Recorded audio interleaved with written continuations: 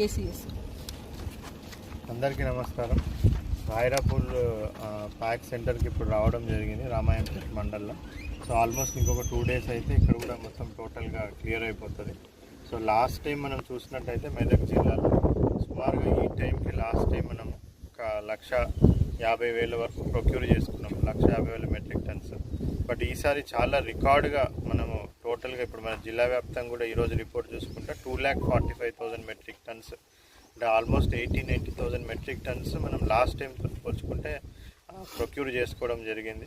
మరి దానికి ప్యాక్ సిబ్బంది కానివ్వండి, ఐకేపీ సిబ్బంది కానీ, revenue department, civil supplies departments అందరూ కూడా కలిసి చాలా పెద్ద ఎత్తున స్పీడప్ చేయడం వల్లనే ఇంత పెద్ద ఫీట్ మనం అచీవ్ చేయడం జరిగింది. సో అదేవిధంగా ఇప్పుడు మనం పెట్టుకున్న ఏమిటంటే నెక్స్ట్ ఒక 1 week లోపల మొత్తం అన్ని ఏవైతే మనం లాస్ట్గా ఉన్నాం ఇప్పుడు టోటల్గా మనం ఒక 2,70,000 మెట్రిక్ టన్స్ వస్తుందని ఎక్స్పెక్ట్ చేస్తాం.